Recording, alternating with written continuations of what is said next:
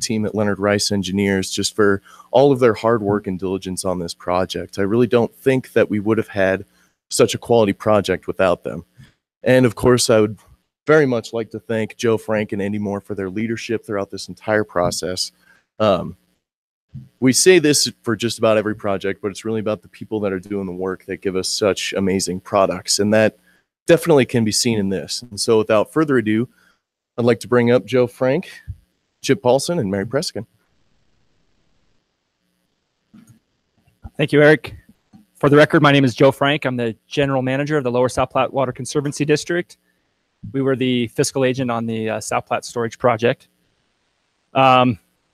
Eric already introduced Chip Paulson. Stantec was the lead consultant on this project, and Leonard Rice, Mary Preskin, they were the sub-consultant on this project. Did a really good job. And as well as you all know, Andy Moore did a really good job as a project manager. We're going to miss him. I'm sure you all will miss him as well, as he is retired. But he did a great job kind of keeping us all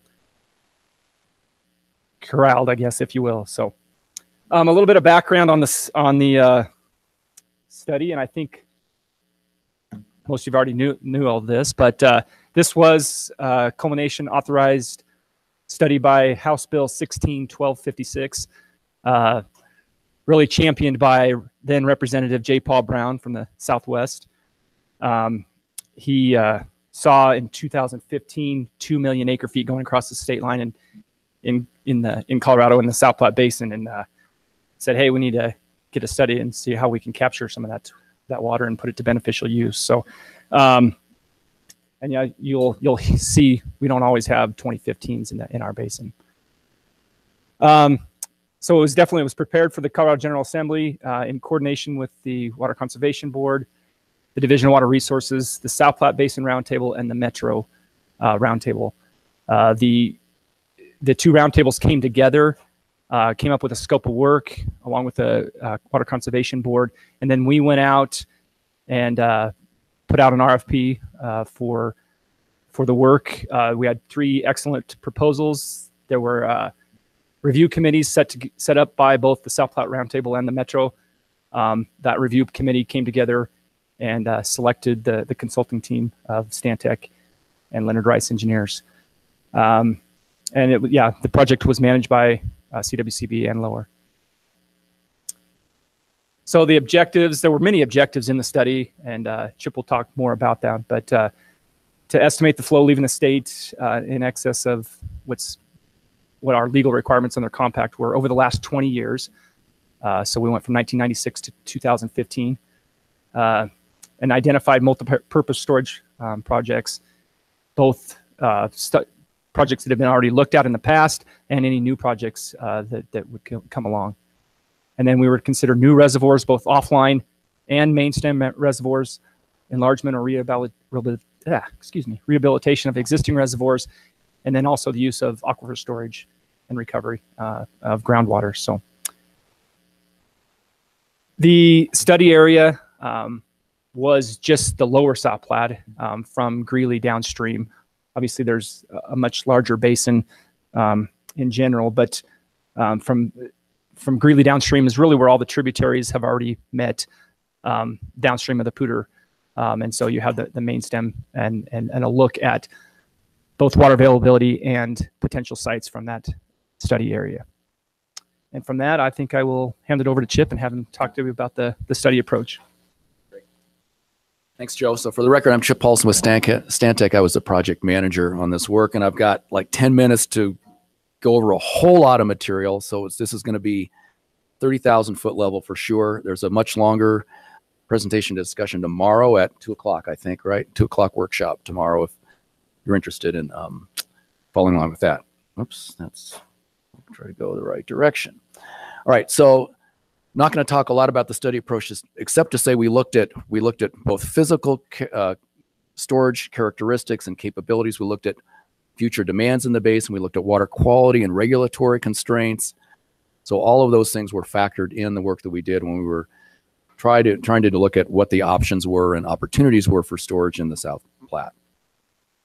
We used existing information.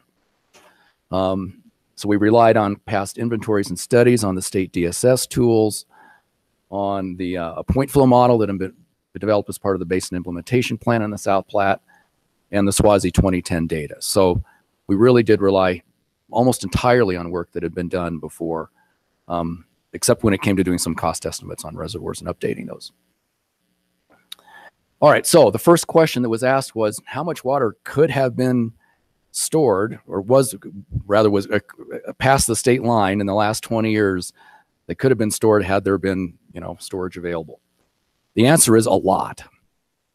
If we look at the median, it's almost 300,000 acre feet on average, acre feet a year, past the state line that physically, and well, that legally at least, could have been stored.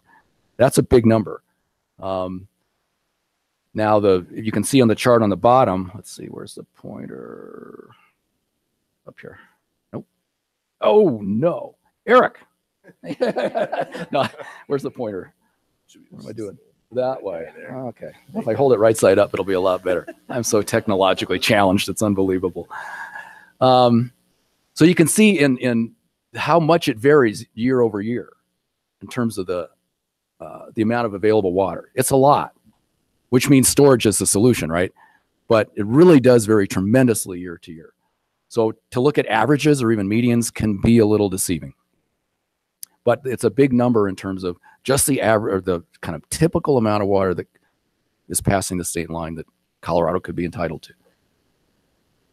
So that was historical. We also looked at what could the available water be in the future. And it's considerably less.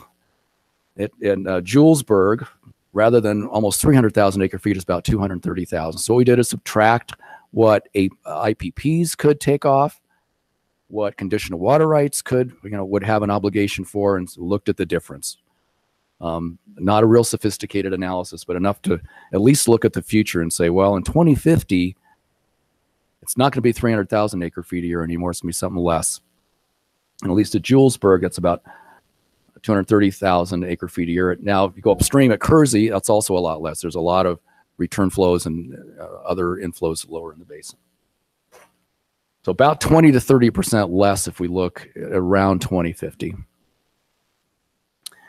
All right, so we looked at what demand could a storage project possibly meet. So for this study, we said an additional storage project, the way we ended up analyzing it, would be based on trying to meet a portion of the future gap. That gap being the SWASI 2010 shortage. So what is SWASI 2010 calculations for shortage in 2050? So looking out in 2050, what's the gap? What's the gap in M&I, and what's the gap in the agricultural gap? And if you add those up at 4 different locations, see if we're at the Denver gauge, it's about 106,000 acre feet a year. At the Kersey gauge, if we aggregate everything between Denver and Kersey and the whole North Front Range, say, well, if we could get water to Kersey, we could deliver it upstream to anywhere here in the North Front Range area. The gap in 2050 is about 300,000 acre feet a year. And then similarly dropping as we go downstream. So we looked at those demands, and we were analyzing storage projects to say, well, what demand could be met by future storage in different areas. All right, so won't go through all this except to say what we really looked at was not individual projects, but we called concepts, because we can't look at a storage project in isolation. We have to tie it to a diversion point on the river and a demand point, and make some assumptions about how that storage project would be operated. So that's what everything on kind of the right box here is talking about. There was a lot of information to start with: 73 surface reservoirs, 22 ASR sites, and 55 gravel pits. We did an inventory of all those, except the gravel pits. We kind of lumped them all together. And then we did a screening analysis to say, well, we can't look at all of those. Let's look at a subset. And what would that subset be? And so we screened on kind of location and size and some other factors, and ended up with, 22 surface reservoir sites. Some of those are rehabs and enlargements. Some are new projects.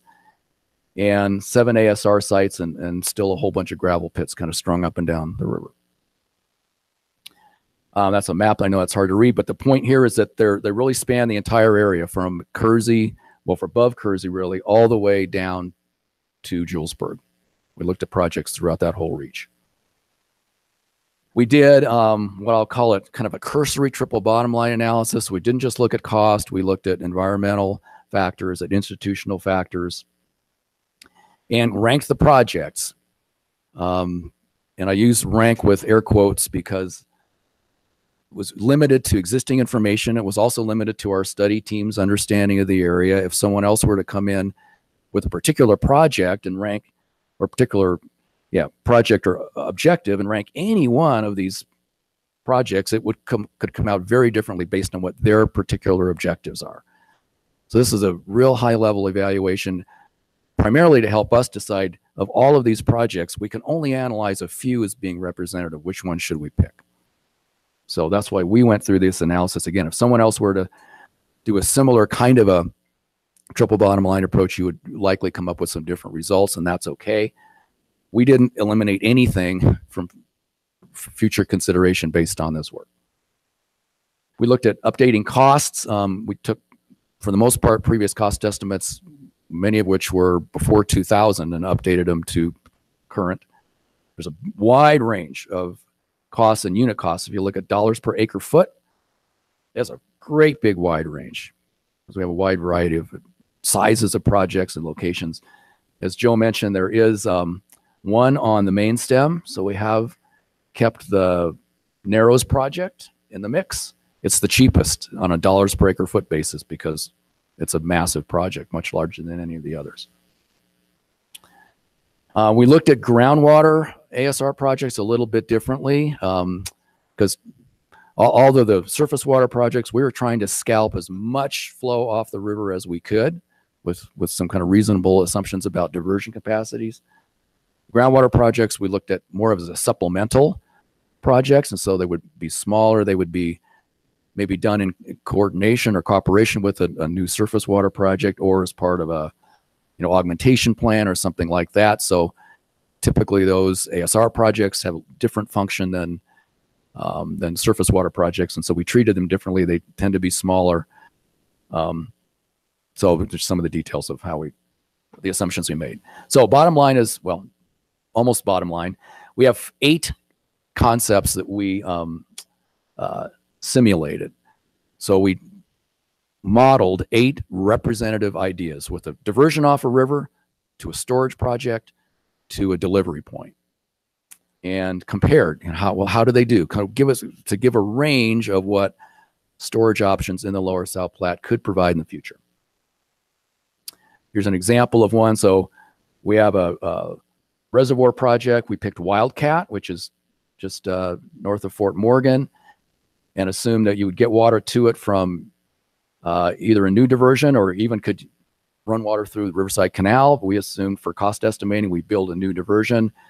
We release water back to the river to meet downstream demands, exchange it up to Kersey, and from there it could meet demands in the North Front Range area.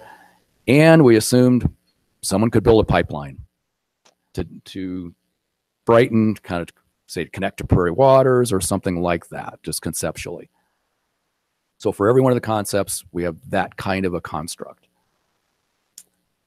Similar thing with an ASR project. So we looked at operating the projects to estimate what their firm yield would be. So for those 8 concepts, what are their firm yields? And they vary a lot, from 9 to 62,000 acre feet a year, depending on how big the project is and how it would be operated. But this would be firm yield. So that's the amount of yield that can be met every year throughout the 20-year period of 2050 hydrology.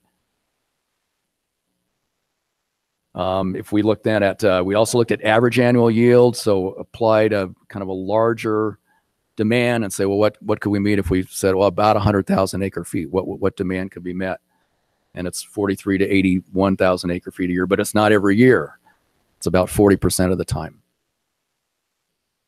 And then what the cost range of those concepts, from 190 million to $1 billion. So they're expensive projects, especially when you include the pipeline. We looked at it with and without the pipeline. So what could a storage project get the state if we look at kind of trying to take a bite out of the gap pie? So in the future, as I mentioned, add up the shortage, the 2050 estimate of what the gap is, M&I and ag, it's about 500,000 acre feet. Well, with the individual projects we looked at, the average annual yield is around 50,000 acre feet. So 40 to 80. So kind of typical numbers about 50,000. That's only 10% of the gap in 2050. So any individual project could, takes a small bite out of this, but it's not a lot. So what needs to happen is we need to start looking at multiple projects operating together, and kind of finding the projects that individual water providers have an interest in. So if we look at kind of how well would any of these individual concepts do at reducing the amount of water that's delivered downstream that Colorado would have an entitlement to, this chart shows that. On the top is kind of no new storage. So this would be kind of 2050, don't build anything new. The length of the bar is how much water would be leaving the state on a median annual basis. That's the 230,000 that was on that first table. Here's how all those concepts do. So lower basin storage actually does pretty well. It takes a pretty big bite out of that because the water's down at the lower end of the basin. So the problem is it's difficult to put that to use. So here's how those concepts do. And again, there's still a lot of water with any of these individual concepts that is passing the state line.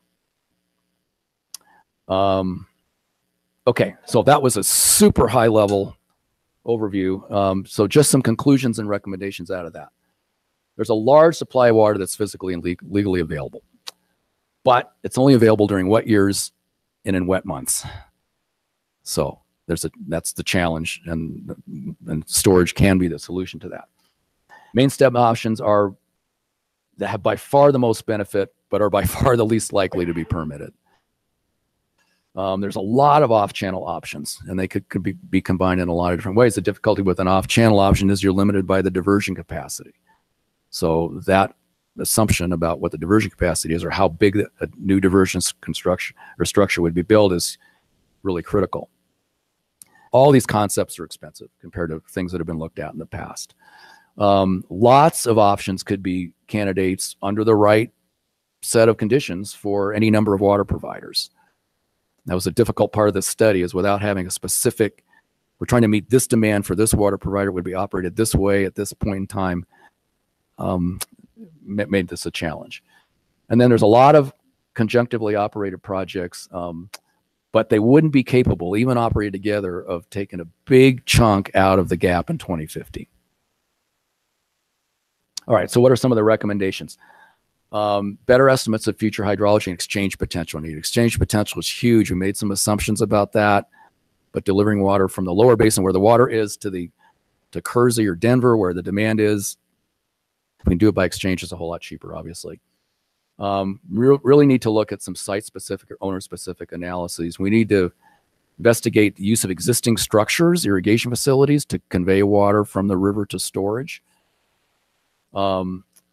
And then there's opportunity to look at ATMs and how storage could be combined with those. We didn't look at anything specific in that regard.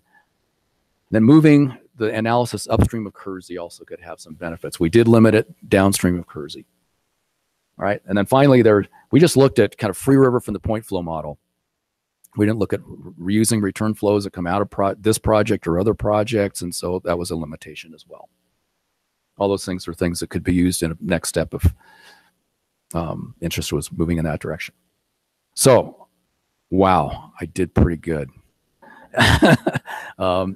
So if there's questions for either me or Joe or Mary, we're happy to answer those. And again, there'll be a lot more time for discussion tomorrow. Great. Good report. Let's start off with the questions. Questions for Chip at this point in time. Can I ask one question? You bet, Dr. Mitchell. Thank you. Chip, thanks for being here. You know, you're one of my favorite engineers. So, Everybody I know. But I was a little bit concerned about one thing that you said. And part of this comes from the importance of storage in Colorado's water plan and meeting that water supply demand gap. And so with the statement, I think that was made on the previous slide of that this wouldn't solve a majority of the water supply demand gap. Did you get enough information from this study that if you were able to do exchanges and have an ATM and maybe look beyond Kersey that it would potentially solve a lot of the water supply demand gap? Yeah, so we just looked at this number, this 50,000 acre feet is like an individual project. Of the concepts we looked at, it's kind of the average of the 8 that we looked at. Now, those could be combined and combined with ATM. You combine storage, surface storage with aquifer storage and take a bigger chunk out of that gap. So ultimately, yeah, it could be better than that, but you've got to do a lot of projects in a lot of different places to take a big chunk out of 50,000 acre feet a year just with storage. Sounds like what we also mentioned in the water plan, a regional approach. Yeah.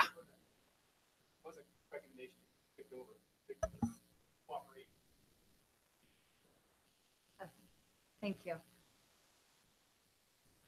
Other questions for Director Yon? Thanks, Chip, for being here and for sharing that with us. Sure. I think I know the answer, but just want to make sure that we're clear that in the cost estimate, was permitting included, like estimated cost of permitting and then water treatment, those two things? So, okay. So the cost estimates included design, permitting, land acquisition, and construction. They did not include water treatment. So for any of the uses that would be potable M&I, you need to add water treatment to that. Yeah. Dr. Stolp. On that graph you have there, the 450,000 acre feet you're talking about, how much of that is ag? You've got it all lumped together as ag and M&I. Of the 50,000, that would, those were the concepts that we simulated, and it's really a mixture of ag and M&I. It just depends on if a project were lower in the basin, then it would meet more ag use because that's where the demand is downstream. It's the way we set up the model. We met downstream demands first, and then we met demands we could meet through exchange second, and then we met demands we could only meet through a pipeline third. So the further downstream in the watershed, the greater the percentage would be ag, but would vary by concept. Yeah. Of the demand. Yeah, actually, it's closer to only about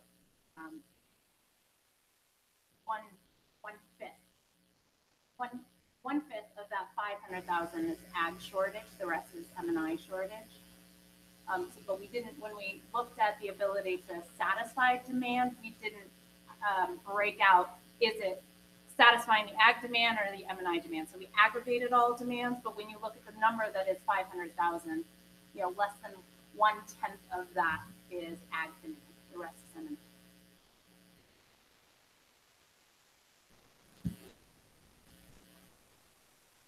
Sorry, 1/10. Thought it was bigger than that. They said 20%. I was thinking it's 100,000 acre feet. Yeah. Sorry, you're right. 1/5. Okay. You're wrong number challenged off with the- fractions. 1/5 of that 500.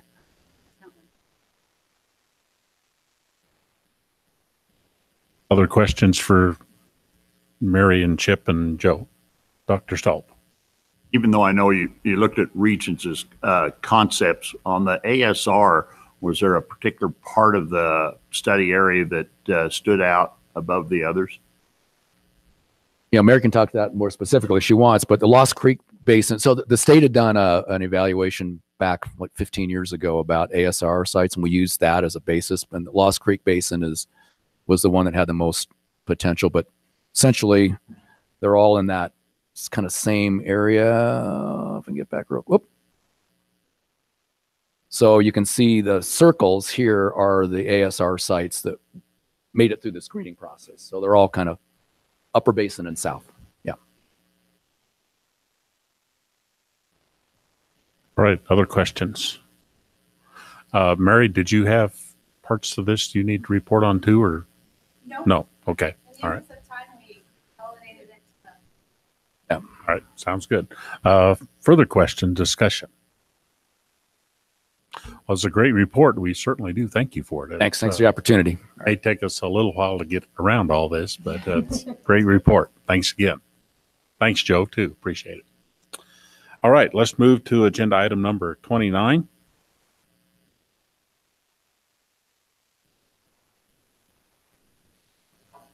Afternoon. This is agenda item 29, and I'm Lauren Riss with CWCB staff. So I'm just going to provide a quick overview of where we are in the process of this water plan grant program.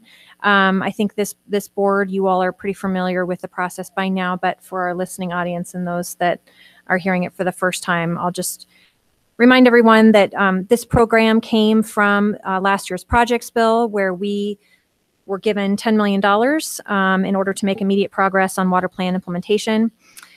$9 million was to be put towards the measurable objectives identified in the plan, and $1 million went towards the SWASI efforts. We're coming to you today. This is the second round of the water plan grants. We're bringing the board for final approval. You heard these same projects in greater detail at the last board meeting, where the staff walked through each of the projects and talked about how they contributed towards making progress on the water plan. The process for awarding these funds in this first year has spanned 2 board meetings. The first board meeting, as I said, is an opportunity for the board to ask questions and the staff to provide initial review. And then the second board meeting, we ask for final approval based on staff's recommendations. In between those 2 board meetings, the staff goes back to all of the applicants, has additional conversations and questions, and nails down details, and then makes a final recommendation to the board. The application deadline for this round of grants was October 1st.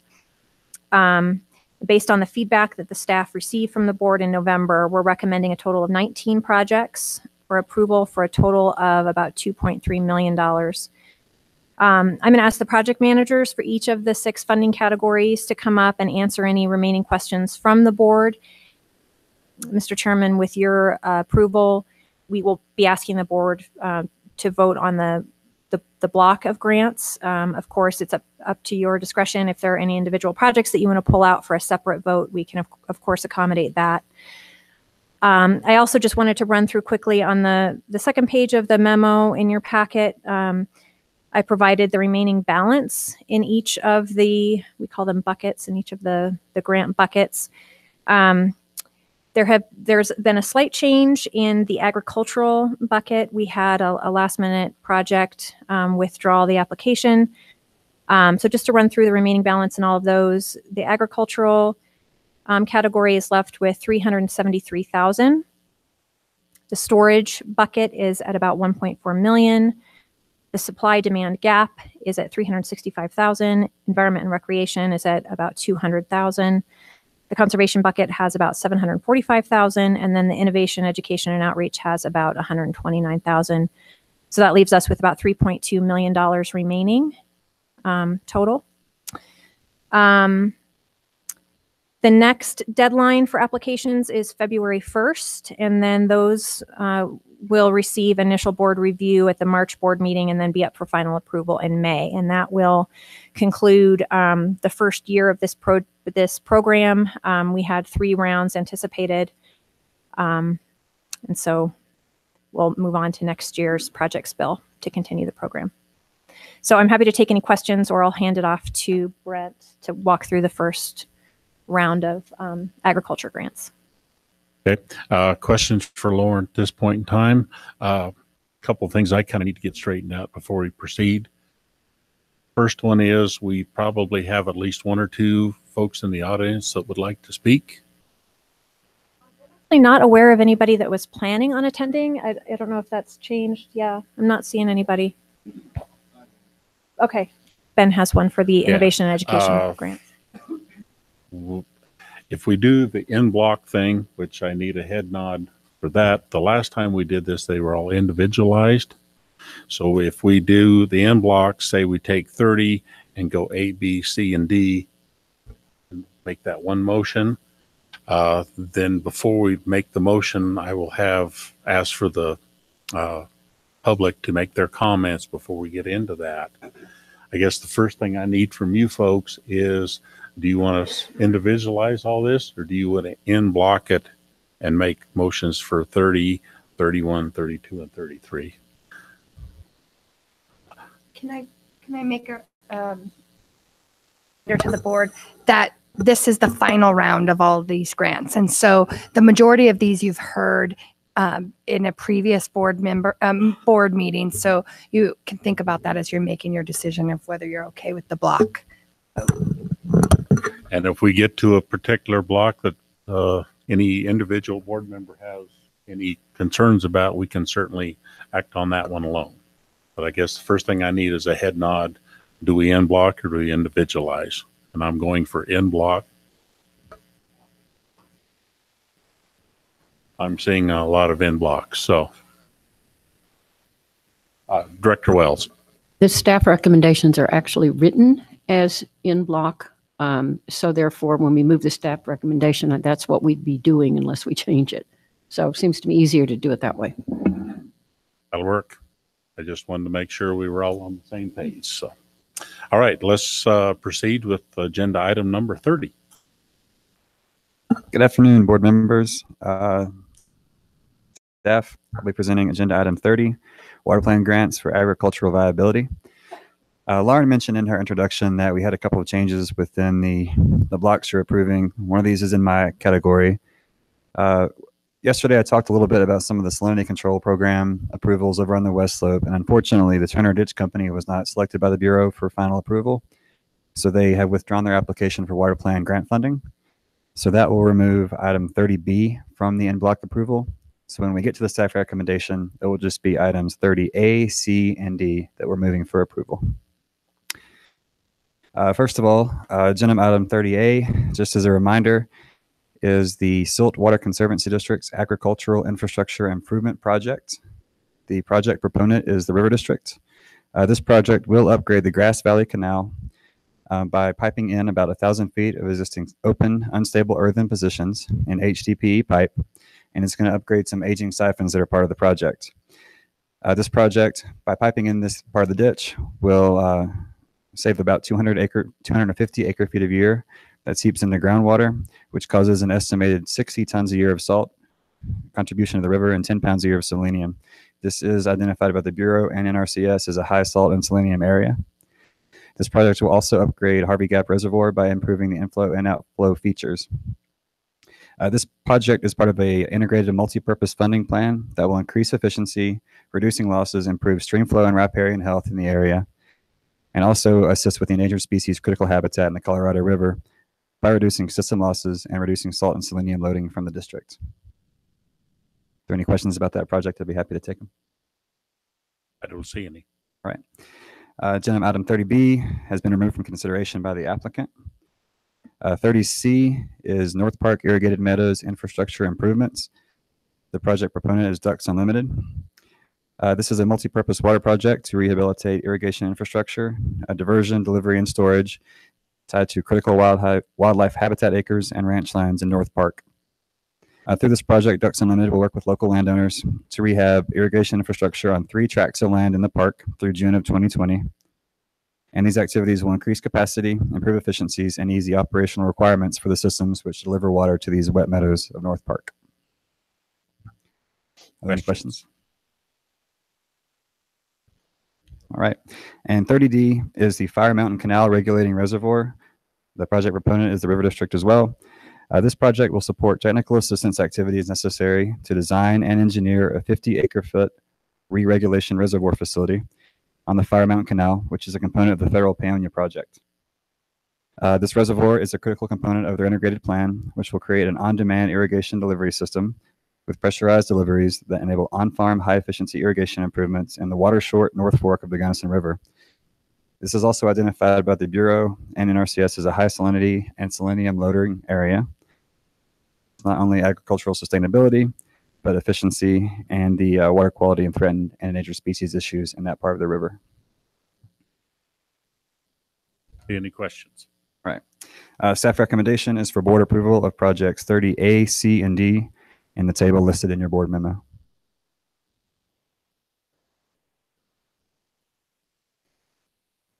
Director Gallagher. Mr. Chairman, I move to approve staff recommendation on items 30A, C, and D. Motion by Director Gallagher, second by Director Dutton to move staff recommendations. Further discussion? Call for the vote. All those in favor signify by an aye. Aye. Opposed? Motion carries.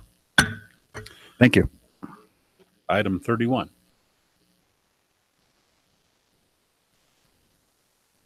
Anna Moss, CWCB staff for the record. Item 31 is the storage category of the water plan grants. So starting today, we have 2.1 million available in that category. And as Lauren mentioned, there's about 1.4 million available after today if this grant is approved.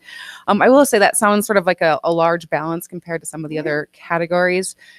But I feel like with this program or this category being for new storage only, not for rehabbing any existing facilities, there is a longer lead time on projects like this. So I do have a lot of calls from folks and about 1.5 or so million on the intent to apply list. So there still is interest in this money. It just takes a little bit more time, I think, to get these up and running.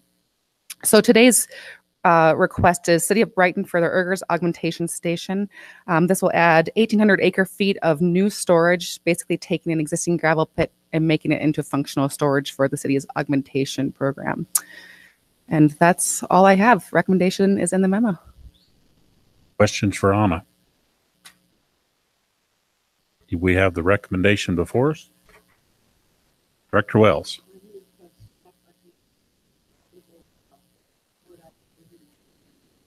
Motion by Director Wells, second by Director Yon. Move staff recommendation, agenda item number 31A. Further discussion? Call for the vote. All those in favor signify by an aye. Aye. Opposed? Motion carries. Thank you. Let's move to agenda item number 32. And item number 32, A through C, Greg Johnson, CWCB staff. Quick summary, as Lauren had noted, this category, the supply and demand gap projects funding category from the water supply, from the water plan grants, had 2 million in available funds originally. With the approvals, and if these are finally approved today, the three that we have before the board today, there will be about $365,000 left in this account. We do have a handful of notice of intents to apply that may be seeking those funds. So we'll see what happens with the February 1st deadline as well. I'll walk through each of these, give a very brief description. Feel free, of course, to stop me if you need more details. Letter A is the Town of Firestone Water Activity Enterprise. This is for a project that's titled Modeling Reservoir Operations for Direct Reuse.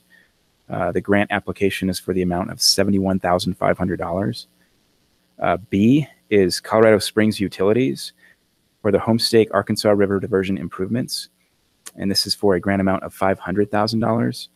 I would note that this particular project has also applied for funds from the environmental and recreational funding category of water plan grants. Those particular funds are specifically targeted at the boat chute component, whereas these are at the broader project itself. The other thing, the only change to any of these three projects is the simple fact that the applicant has officially changed. Originally, they were coming in as the joint water authority between Aurora and Colorado Springs Utilities. For contracting and legal reasons, they have circled back with us, provided us all new documentation. They are going to contract directly with Colorado Springs Utilities as opposed to the joint water venture. And then finally, letter C is the St. Charles Mesa Water District. This is for long-term potable water supply to the Zeno subdivision, grant in the amount of $75,000. All three of these are very diverse, I would say, and interesting projects. The Firestone project really focuses on modeling for reuse. The town of Firestone has a fairly ambitious goal of meeting 25% of its water demand in the year 2047 with direct reuse from the Windy Gap supplies, NISP, and other augmentation credits they have. So this would allow them to really model how they could get that reuse through the Firestone Reservoir and potentially some other reservoirs.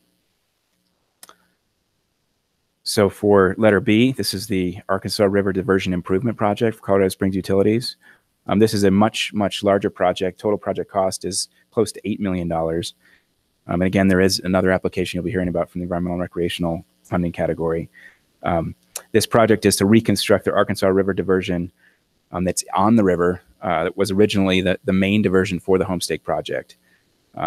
Since I believe the early 80s, they actually extended the intake all the way to Twin Lake, so they no longer needed to use that diversion on a regular basis. So that diversion has somewhat fallen into deterioration. So this is to improve that project and then allow them to really maximize the use of other supplies they have. They have a bunch of new decrees that total up to 20,000 acre feet annually that they can exchange up to this structure. Colorado Parks and Wildlife also has matching funds in the amount of $500,000 as well. And then finally, letter C, the third project for this funding category, is the St. Charles Mesa Water District. This is for the long-term potable water supply to the Zeno subdivision. As many of you will remember, the Zeno subdivision is with their infrastructure. They've only got about 97 taps, I believe, but they've got issues with their 43-foot deep well and a bunch of poorly maintained infrastructure, power outages, pump failures, and water main breaks. So they are now connecting with the St. Charles Mesa Water District system, seeking funding that they're matching with a number of different sources, including these particular water plan grant funds, water supply reserve funds, DOLA money, USDA money, and as well as funding from the Colorado Water Resources and Power Development Authority. Happy to answer any questions, but that concludes the brief details of these. Director Hawkins. Thanks, Greg. My question is about item 32B, but also 33A.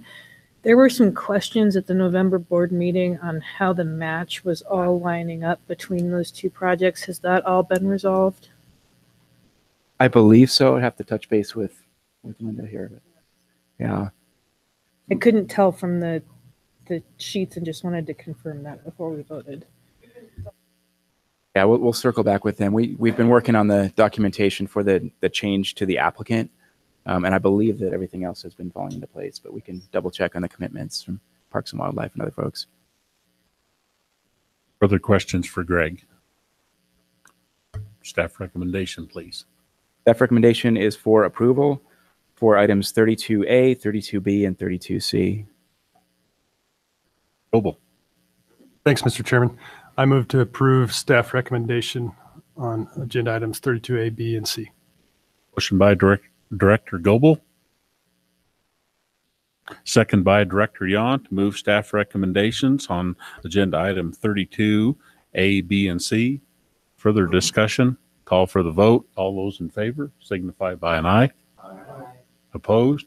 Motion carries. Let's move to agenda item 33, please. SC with the Stream and Lake Protection section. 33A through C are water plan grants in the environmental and recreation category.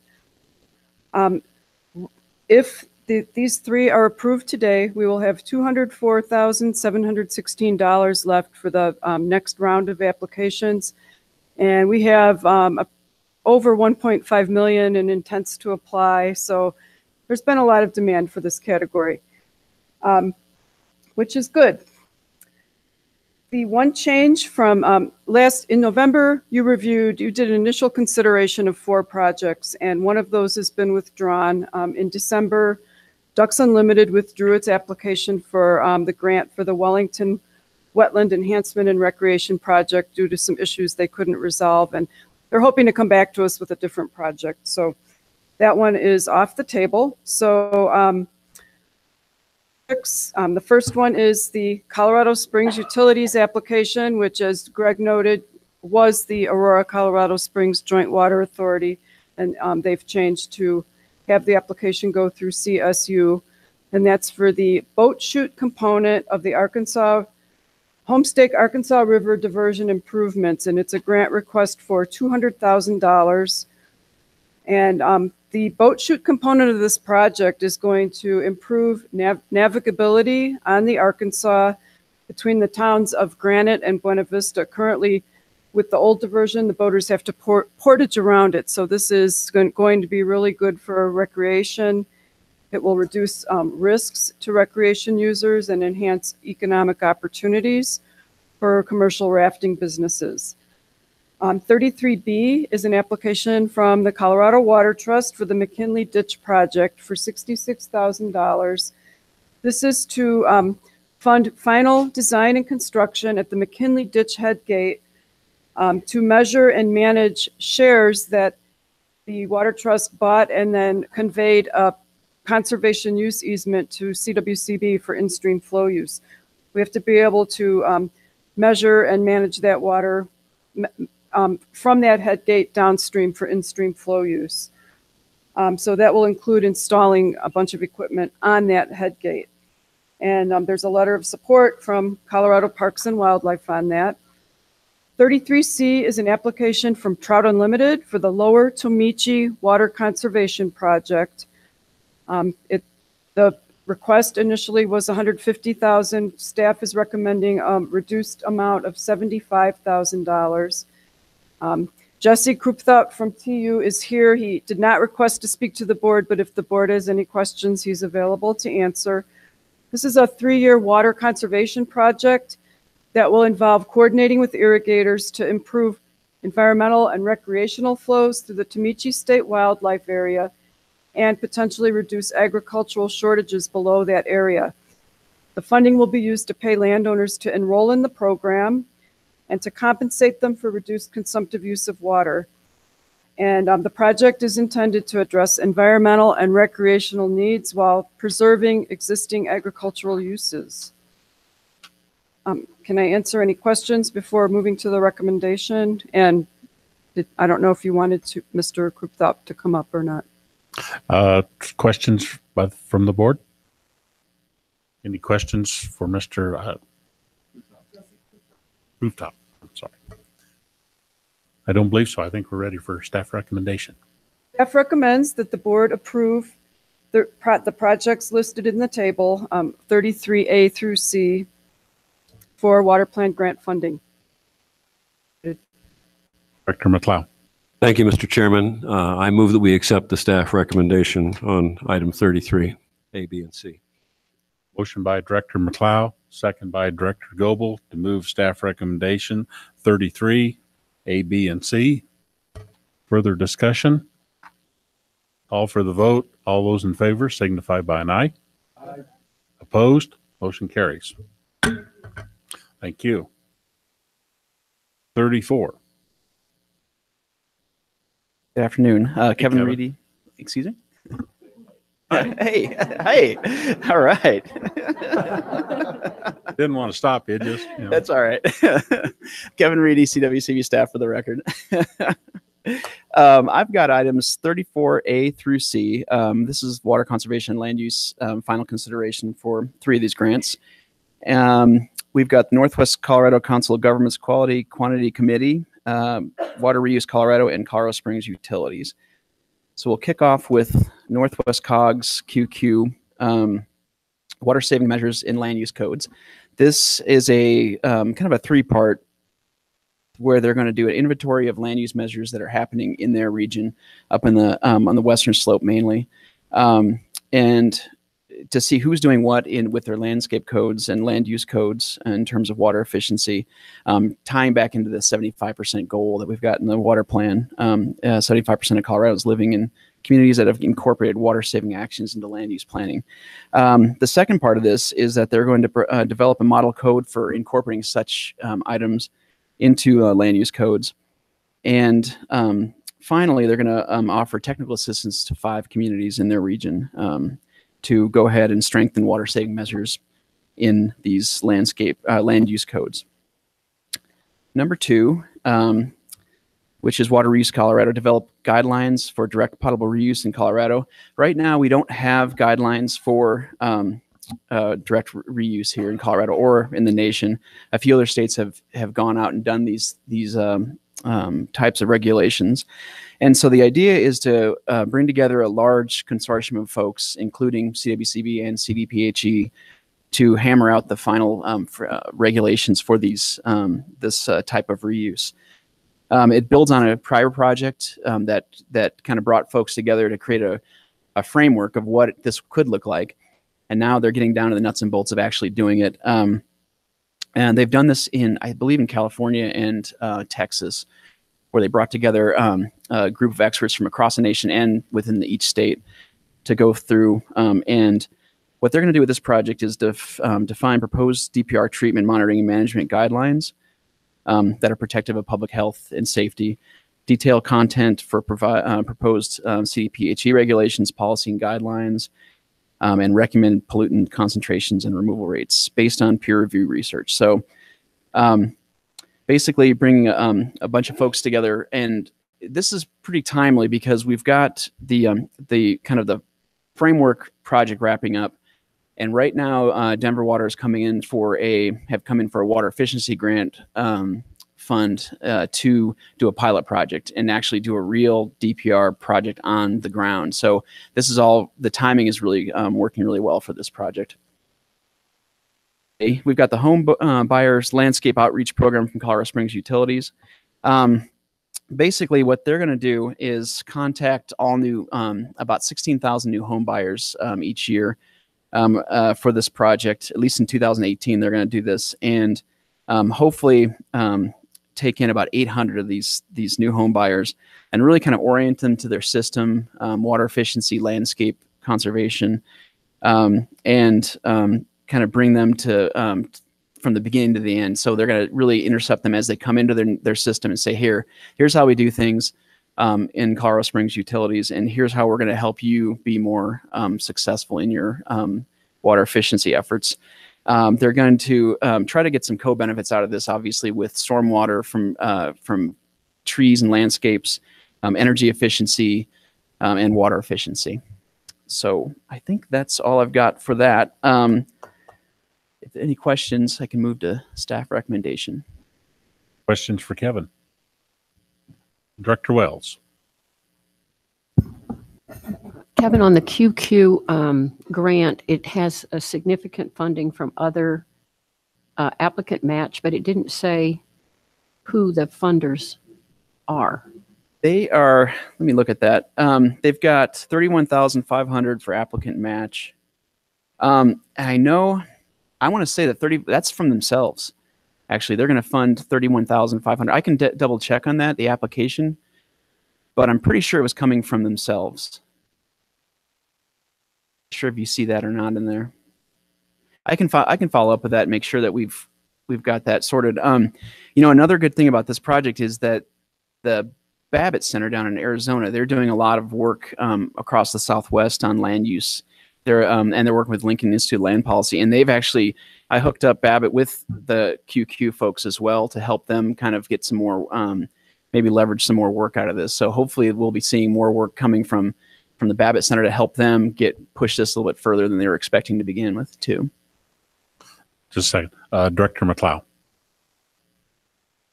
Chairman, I have to disclose that the Upper Gunnison District, my employer, is a member of the Northwest COG QQ committee, so I would be abstaining from voting on item 34A. Very well. Would you put that in the official record, Andrew?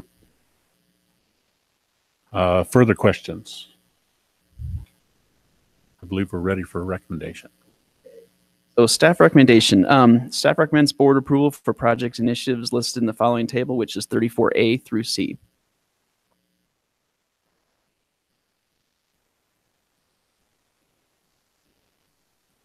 Director Yon.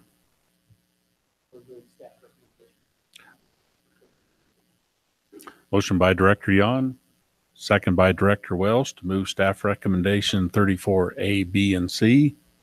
Further discussion? Call for the vote. All those in favor signify by an aye. Opposed? Motion carries. Let's move to 35. Hello, Ben. Hello. Good afternoon. For the record, Ben Wade, CWCB staff. And I know everybody's expecting Mara. I'm expecting Mara.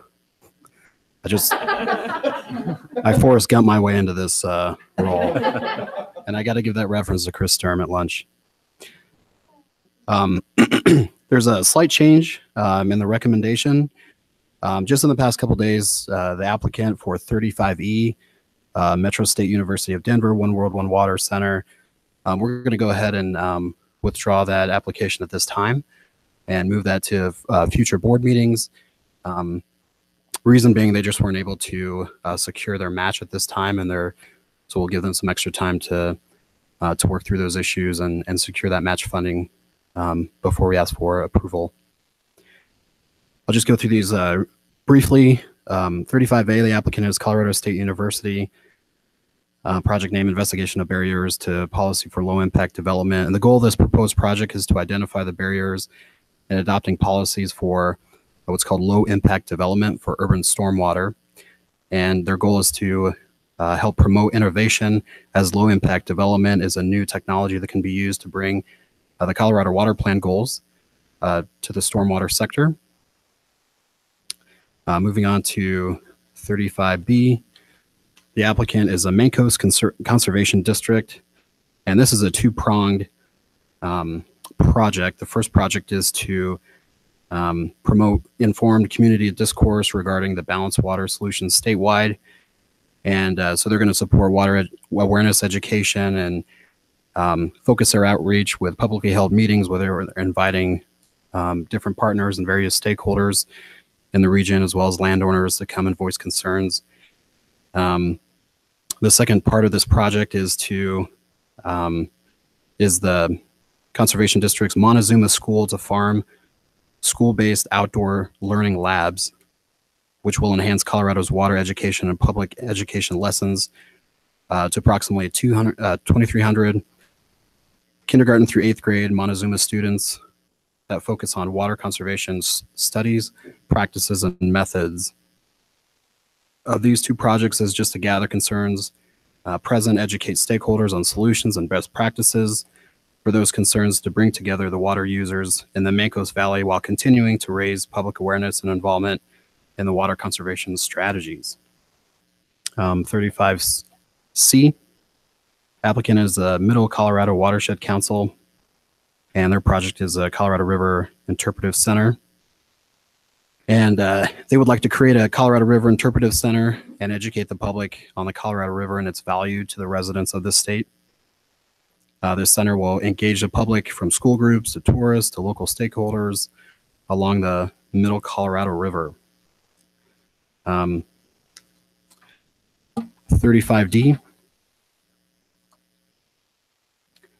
The applicant is the National Young Farmers Coalition. The project name is training young farmers as water leaders through Colorado water law and policy boot camps. So then the goal of this project is to educate young farmers and ranchers on Colorado state water law and policy through their water boot camps, empower them to take on roles of water leadership. And with us today in the audience is Kate Greenberg. She is a Western Program Director. And Director Young, it was my understanding from Mara that you had some questions on this particular program. So she's here just to give a brief overview of her program. So we'll go ahead and invite her up here.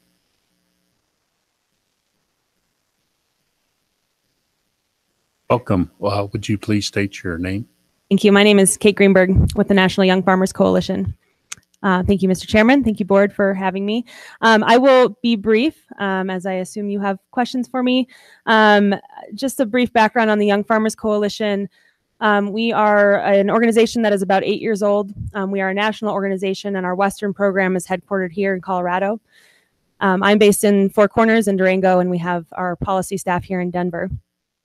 So what we do, we work to engage the next generation of farmers and ranchers to access land, to access affordable financing, and in the West to access water. So we have done work in the past to understand the needs of young and beginning farmers as distinct from water users in general, and have found through research that additional education for water law training in particular and water policy is a need for our membership.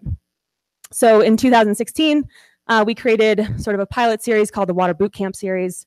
This is essentially a Water 101 for beginning water users, primarily agricultural water users, with a strong focus on engaging those young people as eventual landowners who will be managing water rights at some point in time.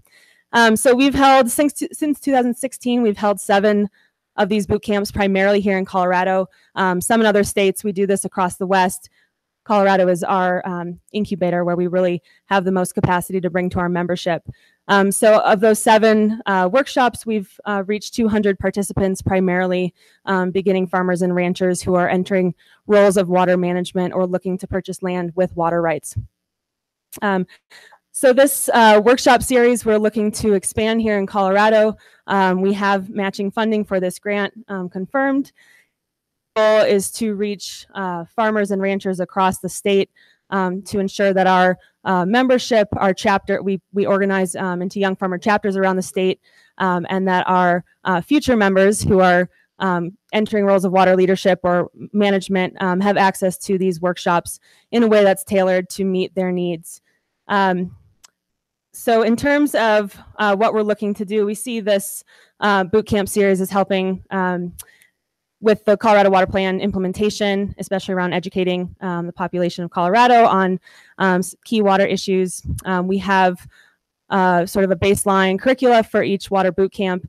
So every participant who goes through a boot camp will have sort of the baseline knowledge on Colorado water law, an update on policy, or sort of a groundwork on policy. And then we always cover financing as well. And that's part of this application, is we will bring to our membership and participants resources they can access as water users to increase conservation and efficiency on farm.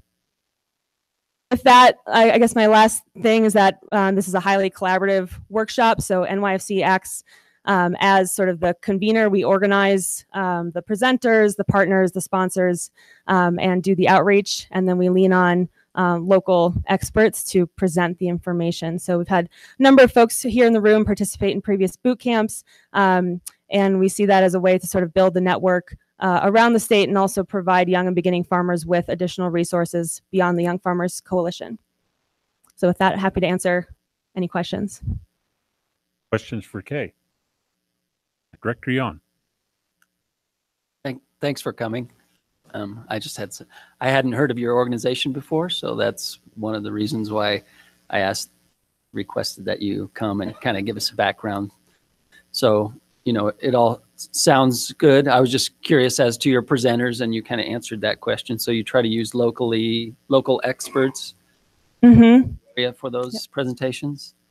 Yep. I guess maybe the most relevant example, our latest water boot camp was in Longmont this past fall. We had John Stolp was a presenter with Sean Cronin of St. Vrain and Left Hand Conservation District up there.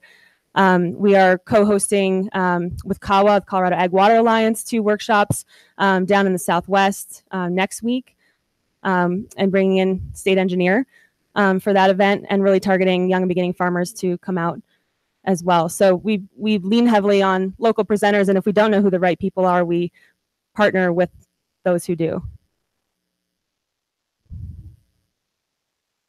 Comes to these, are these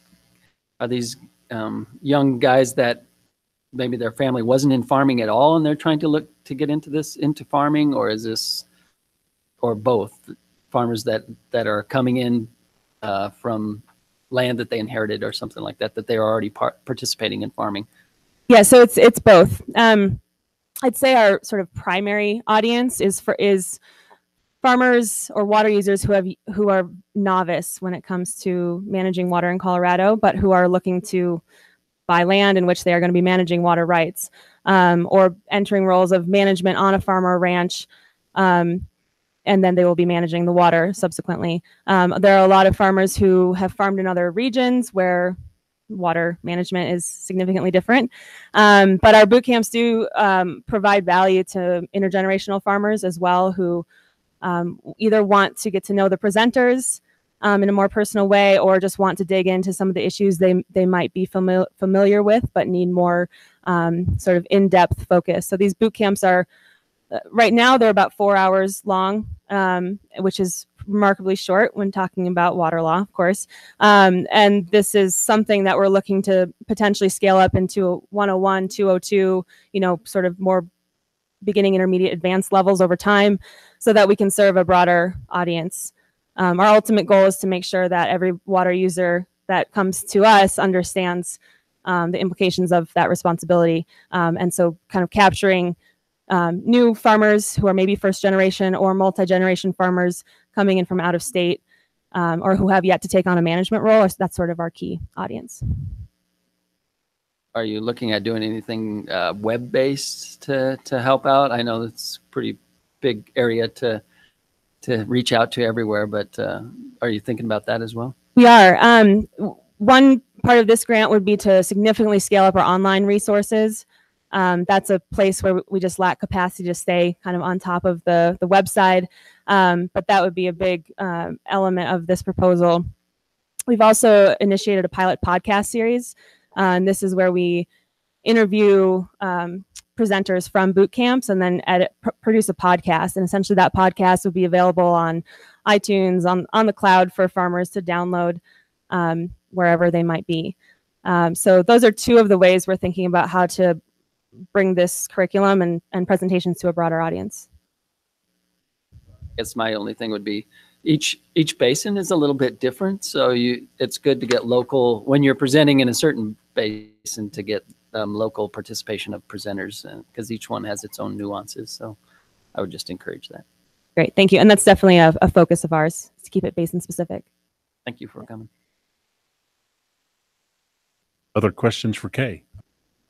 Great presentation. Thank you.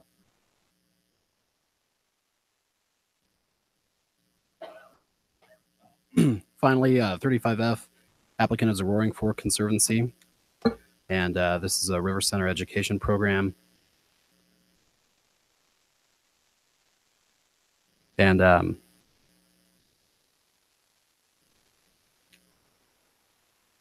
so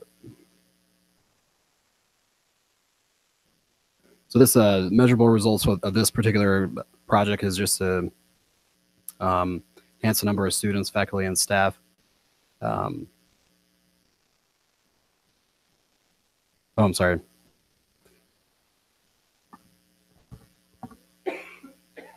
I lost my notes on this one. Well, anyway, all the information is there in the summary sheet. That was an intentional walk, I think. So. Anyway, but I'll be here to answer any questions. Let's get a little clarification on F. Has everybody had a chance to read that and on board? All right, sounds good. I believe we're ready for staff recommendation.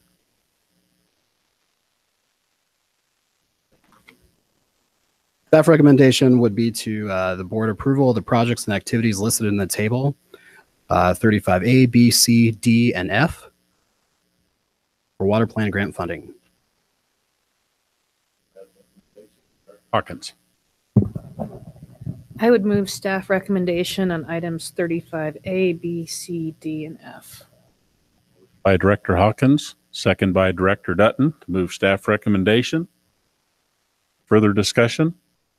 Call for the vote. All those in favor signify by an aye. Aye. Opposed? Motion carries. Thanks, Ben. Let's move to agenda item number 36. Good afternoon, Linda Bassi with the Stream and Lake Protection Section, and Carly Brown is here. She's got my back with the Interstate Federal and Water Information Section. This is an informational item with no board action required. You can end your meeting on an easy note. This is the Wild and Scenic Rivers Issues Update, and CWCB staff continues to work with stakeholder groups who have formed to deal with potential findings of suitability for wild and scenic designation. And we also are monitoring resource management plan revisions and forest plan revisions, kind of trying to get ahead of the point where the wild and scenic analysis is done. And we work with Amy Moyer of DNR on those issues. This is the first time since July we've put your update all into one memo. We've done it kind of piecemeal through director's reports. As of right now, there are just 2 active stakeholder groups, the Lower Dolores Plan Working Group, and you have a written update of their activities in the memo, and then the Upper Colorado River Wild and Scenic Stakeholder Group. Again, you have a written update, and we've been pretty active in the Upper Colorado one, and we're active in monitoring the Lower Dolores one from afar. In addition to that, you have two attachments to your memo. One is staff's comment letter on the Forest Service's Rio Grande National Forest Plan revision. We talked to you all about that at the last board meeting, and worked on a comment letter and have sent it. And then also a comment letter on the Forest Service's the GMUG National Forest Plan revision. We're looking at some assessment reports that weren't issued at the time that we submitted those comments, and we may be submitting additional comments. So with that, and the most important thing, or the thing that we will be bringing back to you very soon, is proposed changes to the terms and conditions for allocating money from the Wild and Scenic Rivers Fund, which we brought to you at the July 2017 board meeting. And we had done some revisions that were based on a discussion in May, and we weren't quite there. Some board members still wanted us to work a little more on them and have some individual conversations. And then kind of fell on the back burner, but we plan to resume those conversations and get back in the saddle so that we can bring you proposed revised terms and conditions, hopefully in March. So we'll be reaching out to some of you about that. With that, if we can answer any questions, we'd be happy to. Questions for Linda or Carly? I'm not seeing any. Great presentation. Thank you. Thank you. All right. We have a couple housekeeping things we need to take care of before we adjourn. One of them, you heard Chris Sturm this morning on agenda item number 21. He was asking for some board feedback on whether we in block how we vote for the Colorado Watershed Restoration Grants, or we do them separately. The en bloc thing seemed to work pretty good this morning. Do I have a head nod that that is acceptable in the future? Where we also would have the opportunity, if any board members so choose, to pull anything in.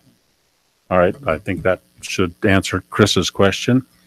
The other item is I would like to thank the board and the staff for giving me the opportunity to be chairman of the Colorado Water Conservation Board for this past year. I certainly appreciate it. Very learning experience. So anybody have anything else? Director Randall. Director George, go ahead. You two are coming back in March, right?